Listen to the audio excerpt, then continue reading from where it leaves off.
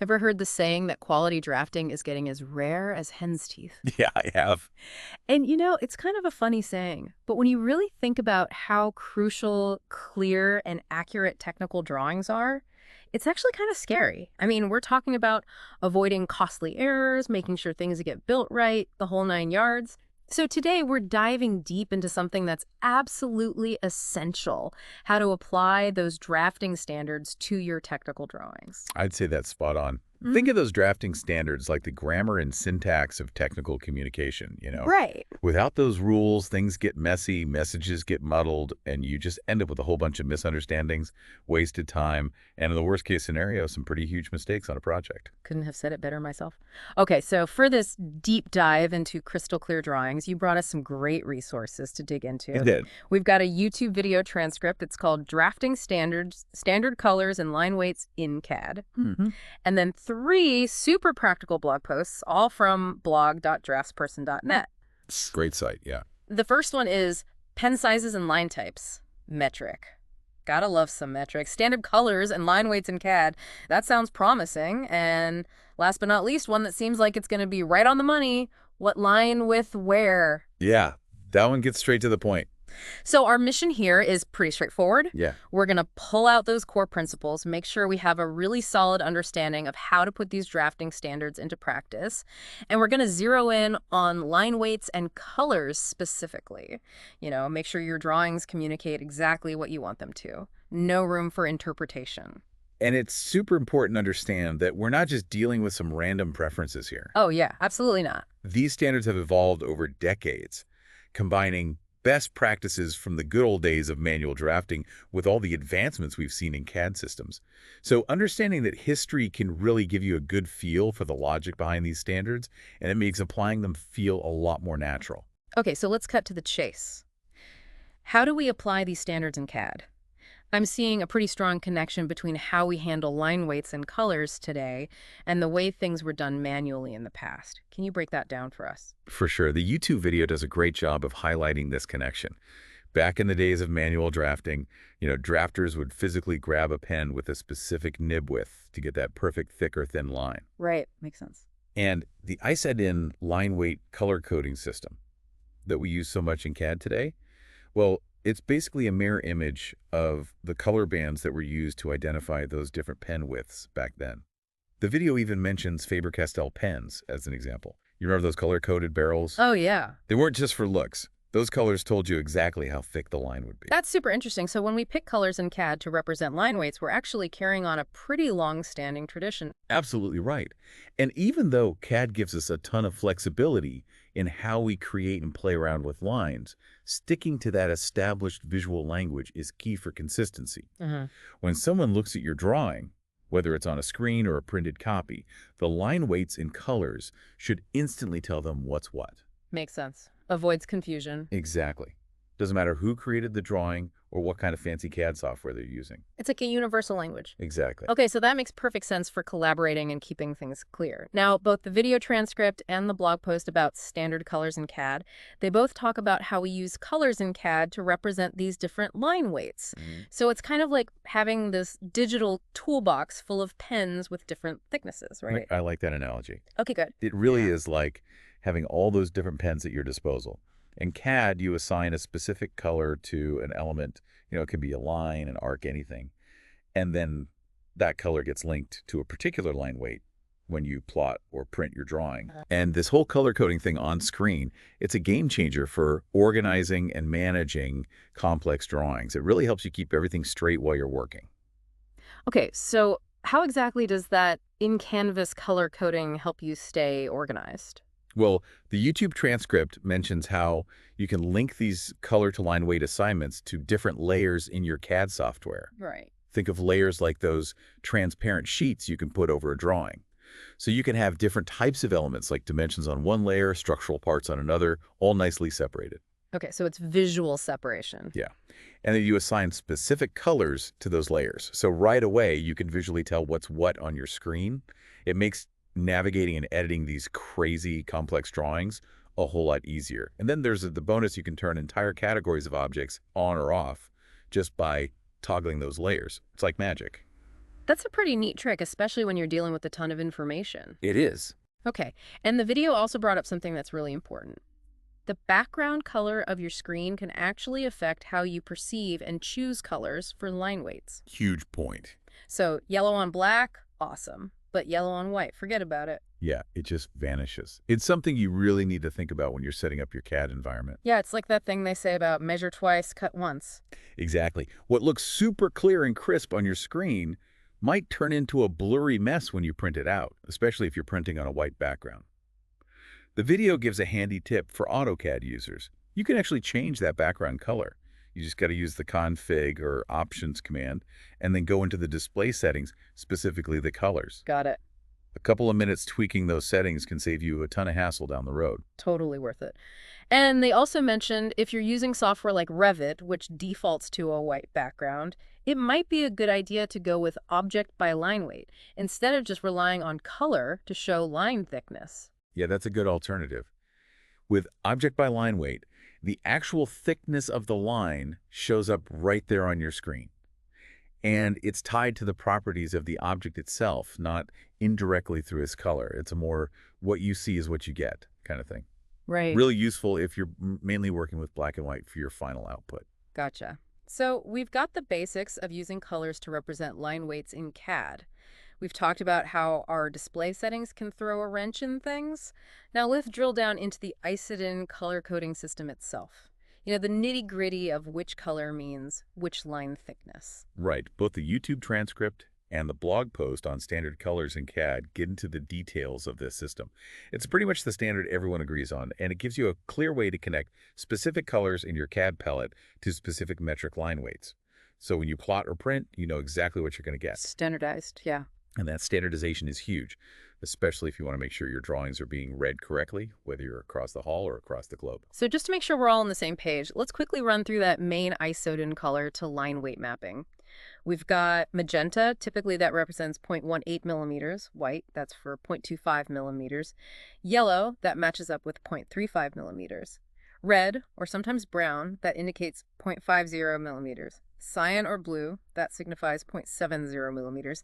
And lastly, green, that's usually used for the thickest standard line weight of full 1.00 millimeter. Did I miss anything? You got it all. And like the host of the YouTube video pointed out, it's super helpful to remember that this system is based on those colored bands on the old drafting pens. It wasn't just some random color assignment. There's a history there. I like that. It all ties together. So even in our fancy digital world, we're still carrying on those traditions from manual drafting. Now, the YouTube host, they also talked about some of their personal color preferences in AutoCAD, which were a little different from the strict Isodin standard, but still based on those first 9 AutoCAD index colors. Right. It's a good point. So it looks like there's some room for individual or office variations. Yeah, definitely. The Isodin is like your solid foundation, but it's pretty common for people or even whole companies to make little tweaks or additions to fit their specific projects or workflows. But the key is you have to be consistent within a project and ideally throughout the whole organization.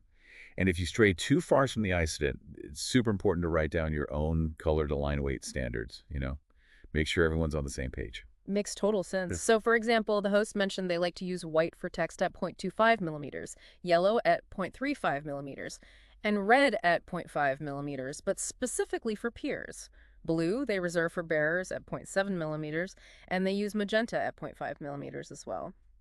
For super fine lines like dimensions, they like color 8 at 0.15 or 0.18 millimeters. And for those cool shaded fill patterns and cut sections, it's color 9 at 40%. Those are all good examples of how people adapt these general principles to their specific needs. And the host even brought up CTB files in AutoCAD. Those are their go-to for controlling how those on-screen colors translate to printed line weights. And honestly, that's a super important part of putting these standards into action. For those who might be new to this, can you explain what those CTB files are? Sure thing. A CTB file, it stands for Color-Dependent Plot Style Table, is basically a rule book in AutoCAD. Yeah. It tells the software exactly how each color in your drawing should look when you print or plot it. Think of it like a translation guide. So for each of the 255 AutoCAD colors, you can define how thick the line should be, what kind of line it is, dash, dotted, whatever, and even what color it should be when it's printed. It's like having total control over your final printed masterpiece. Got it. So even if you're using, say, a bright red on your screen to represent a 0.5 millimeter line for a concrete footing, your CTB file can make sure it prints as black ink with that exact 0.5 millimeter thickness. That's super handy when you need those standardized black and white prints with very specific line weights. Exactly. It basically lets you keep your colorful on-screen workspace separate from those strict printing requirements. And the host even mentioned using those true colors in CAD for specific elements. Like if you want to highlight an aggregate drain, you could make it pop in color, even on a black and white plot. Nice. It's a way to emphasize certain things without messing up your overall line weight standards. That's a great bridge between the digital world and those hard copy prints. Okay, now let's shift gears and talk about those metric line widths themselves. How are they used in technical drawings?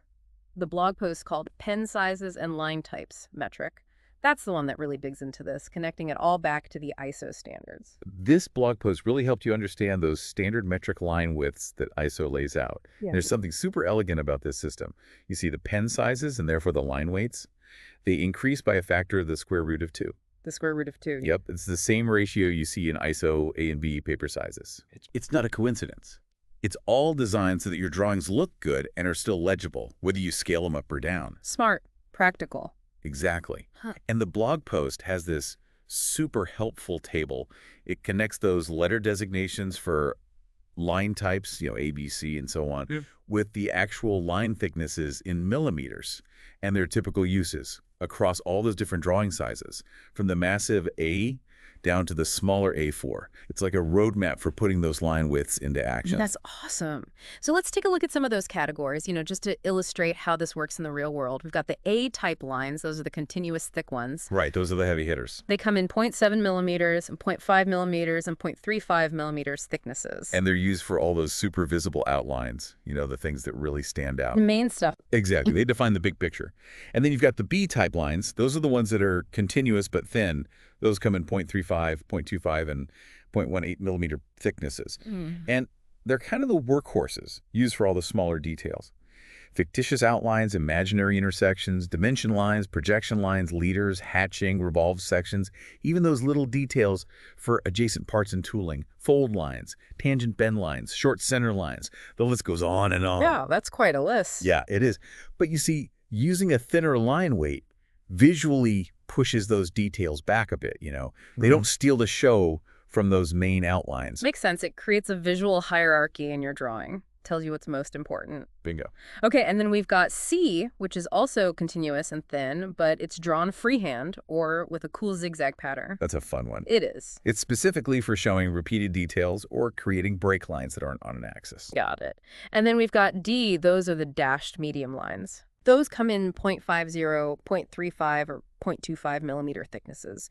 Those are your go-to for showing hidden outlines and edges. Absolutely. And don't forget those chain lines. They're super important for conveying those specific details. We've got E, a thin chain line that comes in 0.35, 0.25, and 0.18 millimeter thicknesses. Center lines, pitch lines, showing alternative positions for parts that move, path lines, features in front of a cutting plane, developed views, even material that's going to be removed. They all use E. Okay. Then there's F, the chain line that's thick at the ends and where it changes direction, but thin everywhere else. That one's reserved for showing those cutting planes. Yeah. And last but not least, we've got G. That's the chain line that's thick all the way through. It's used to point out surfaces with special requirements. All right, so that's a pretty comprehensive rundown of those standard metric line types and how they're used. It really emphasizes the idea that every single line on a technical drawing has a specific meaning, and each line weight plays a role in making sure the communication is crystal clear. And that brings us to the million-dollar question. Yeah. What line with where? That's the title of that third blog post, remember? Oh, yeah. And that's where we go from understanding the standards to actually applying them in a real-world setting, like structural drafting. That's where the rubber meets the road. Absolutely. This blog post takes those kind of abstract rules and turns them into concrete examples. It shows you exactly how to use them in a specific field. Super valuable. It is. It's like having a cheat sheet. It really is. So it's got this table that shows you exactly what line weight, color, and line type to use based on the type of drawing and the element you're representing. Footing plans, slab plans, steel framing, detail drawing, you name it. It's a practical guide to making sure every line you draw is on point. Let's look at some examples from that table and give our listeners a real feel for how these standards work in practice. So let's start with grid lines. Those are essential for figuring out where everything goes on your drawing. The recommendation is to use a super thin 0.18 millimeter line, magenta color, because that usually means thin, and a center line type. Makes sense. They're there for reference, not to steal the show. Exactly. They're like the background singers, not the lead vocalist. And then when we move on to something like proposed footings on a footing plan, the line weight jumps up to 0.5 millimeters. You use red continuous line type to really make those new elements stand out. Yeah, you want those to be loud and clear. It's all about visual hierarchy, right? You want to see those footings right away. Same idea with slab plans. Say you've got a wall that's underneath the slab.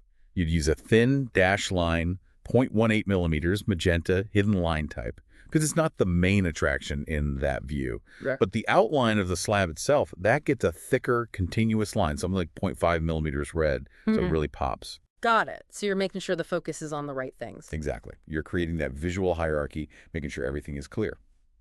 And speaking of slab plans, the table says the underside of the slab should be shown with a 0.35 millimeter yellow hidden line. More details. More details. It just helps to differentiate everything visually. And then for those super important reinforcement bars, the ones that hold everything together, you'd go with a thick 0.7 millimeter green continuous line. They need to be noticeable. Yeah, those are important. And different line types can be used to show specific types of information.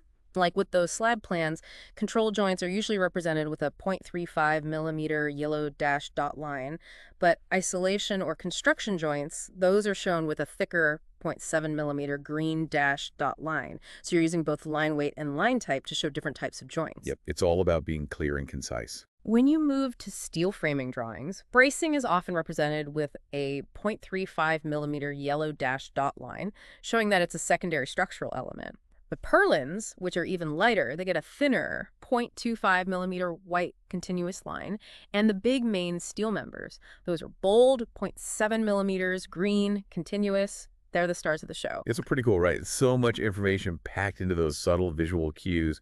And the table goes on to give recommendations for detailed drawings, too. Wow. Differentiating concrete outlines, rebar, mesh, steelwork outlines, hidden lines, masonry, architectural stuff, waterproofing membranes, even timber. It's all there. It's like a whole visual language. It is. And what's really cool is when you look at this what line with where guide, you can see those principles you talk about in action. Thicker, continuous lines, those are always for the main visible elements. Thinner lines, dashed or hidden line types, those are for secondary elements. Hidden stuff are reference lines. And the colors, they usually follow that incident system. It all works together. And that phrase from the YouTube host, every line must mean something in CAD drafting, that really hits home here. Couldn't agree more. It's not about making things look pretty. It's about being intentional with every line you draw, making sure it communicates exactly what you want it to. No ambiguity. Exactly. So let's bring it all together. We've seen how using drafting standards, especially that ICIDN system and how it's brought into CAD with color-coded line weights and specific line types, that's the key to creating clear, effective technical drawings. It's a practice that has roots in manual drafting and has evolved for the digital age. It's all about bringing consistency and precision to technical communication. It's a beautiful thing. And when you apply these standards consistently throughout a project, you get huge benefits, fewer errors, better communication between everyone involved, and ultimately a higher quality final product. So everyone's looking at the same thing. Everyone understands. This has been a super valuable deep dive into the real-world application of drafting standards. It's not about personal preference or making things look fancy. It's a fundamental skill for clear communication in technical fields. It encourages us to really think about every line we put down, what it means, and how it contributes to the overall message. So here's something for our listeners to ponder. Think about how those consistently applied drafting standards, not only do they make your drawings easier to read, but they also contribute to a shared understanding across entire projects. It impacts everyone involved in the design and construction process, and it goes even further than that. What other small, maybe overlooked details in your own work could have a similar impact on clarity and understanding? Think about that, and we'll catch you next time for another deep dive.